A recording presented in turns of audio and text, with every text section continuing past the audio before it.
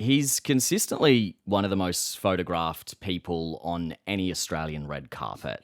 You would have seen so much of model Christian Wilkins on your social feeds, in the news, and you'd hear him here on Hack as well. He's a regular guest on the Shake Up.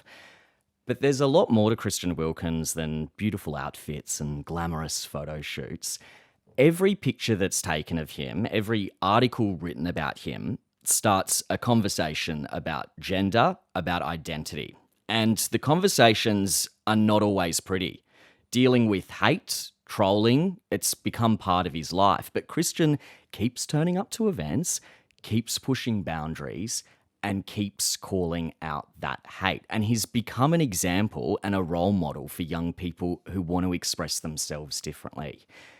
So let's find out more about him. Christian Wilkins, welcome to Hack. Thank you so much. That was such a lovely intro. Thank you. Hey, it's true. You know, a lot of people try to describe you or explain you. There's lots of articles, there's lots of words, internet space dedicated to you. How do you describe yourself? To be honest, and I know this might sound obvious, but I just go with gay. And it's the ethos of pretty much everything I do. And it actually took me a really long time to come to that point. But now it's the thing that I love most about myself. It's the community I love most. Like the LGBTQI plus community is fantastic. And to be part of that proudly, honestly feels like an honor. Do you get asked a lot about pronouns and gender identity, all of that? Often. And I mean, I definitely do think that the whole gender thing is a bit of a farce. I don't really understand it. I personally give it no more weight than the fact that I'm also like blonde because I went to the hairdresser, you know? I mean, I use he, him pronouns, but I definitely would view myself as non-binary. But yeah. You grew up in a pretty unique environment. What's normal for you may not be normal for a lot of other people. Your dad's a giant in the entertainment industry, Richard Wilkins. You've been surrounded by celebrity publicity throughout your life. How was your childhood? Like, did you feel different as a child? Did you feel accepted as a child? Yeah, I mean, I think now looking back at it, I can recognize that it actually offered me quite a big privilege when it came to my identity that not a lot of other kids were offered. Like one example is as a child, I remember getting bullied by this guy at school, and I literally bribed him to stop bullying me by giving him an Eminem CD, which my dad just had laying around the house, and I knew that his parents wouldn't give him. And, you know, there are sort of small things like that I can see how I sort of worked it to my advantage. But all in all, I think I had a really great childhood, mainly because my mum doesn't work in the industry. She was always the one that kind of kept me a bit grounded. And both my parents always made me feel very accepted, and being around a entertainment space, which is often a very queer space, made me feel as though I was part of something larger. I mean, I guess there's probably people listening thinking, oh, because you grew up in that space and probably were exposed to a lot of queer people, maybe you didn't have any issues or problems in terms of your own identity. Would that be fair to say? No, I mean, it still took me a really long time to like the fact that I was gay. I remember sort of being quite young and sort of wishing that I was straight. I always really loved Disney, and I would always watch these Disney films, and the prince always ended up with the princess, and I felt very confused because I wanted to be a prince, and then also I think part of me kind of wanted to be a princess, and I didn't really understand those feelings. And it really wasn't until I found a community that I actually kind of felt accepted and started dressing how I wanted to dress, started looking how I wanted to do. I always wanted to wear makeup, but then was too scared of like what people would say. And then I just kind of thought, well, it.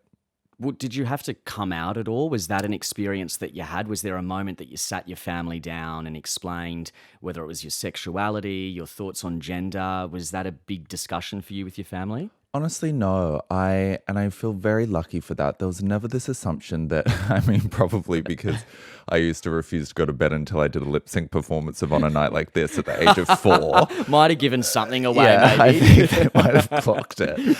But there was never this expectation. I remember one time my dad's friend told me that I should come out to my dad, that he really wanted me to come out.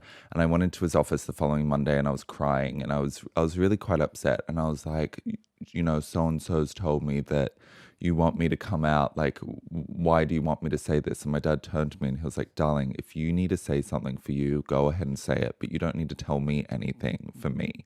And I never said it. And it's obviously not a secret. I talk about boys very openly in the household. And I feel very lucky because of that. Christian, when did the hate start? Because I imagine there was probably a period where you became more well known in the public eye and you were probably receiving some criticism. Yeah, I would say Dancing with the Stars is kind of when it started. I think that's when. So you did this big national TV show, which, and this was a few years ago, right? Yeah. And a big audience, a huge audience, people from right across the country. That really put you in the national focus. Yeah, that was definitely kind of the first major thing that I did. And for the most part, the dancing audience are lovely. But there are definitely a few people that kind of, I don't know, I think it's the fact that not only am I gay, I'm also very effeminate. And that seems to really kind of upset a lot of people for some reason. And they're definitely, it's slowly been growing. And then the Logies last year is probably when it reached its peak, because I wore a dress. And yeah, I sort of found the reaction slightly odd. I mean, I wasn't leading the Stonewall riots. I wore a dress to the Logies and the Gold Coast, but the hate was quite intense. What do you think it is that makes people lash out like that? Why do you think, and I mean, you may not have an answer for this, but what is it about how you display yourself that really upsets people? I think it's Some people. Yeah, some people. I think it's the concept of praying to a different altar than everyone else.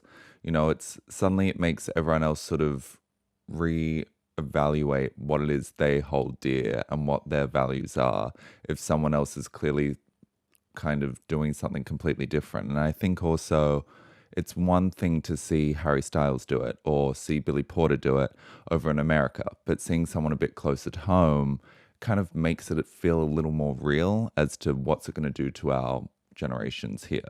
And I mean, I hope that it does change that, but I think that that's sort of the fear stemming from the hate. How bad does it get? Because, I might see like some comments on an article or whatever, but is it much more than that? Do people troll you privately? How far does it stretch? Yeah, I mean, after the Logies, that was very intense. I got a lot of it was mainly on Twitter. Lad Bible did a couple articles on me, and it really kind of stemmed all from there. And then I got a lot of DMs, people telling me to OD, people telling me to die, which kind of goes back to my point of like, I wore a dress, like, get over it. Surely there are bigger things going on. I mean, there are bigger things going on.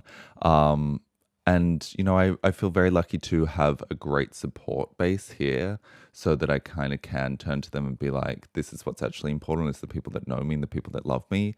But still, that level of abuse is, completely unacceptable. There was this really interesting opinion piece written about you last year, and it said, if Christian Wilkins were a cis woman, he'd be considered a fashion icon, but instead his fashion moments are more likely to be mocked than celebrated. He's labelled an attention seeker.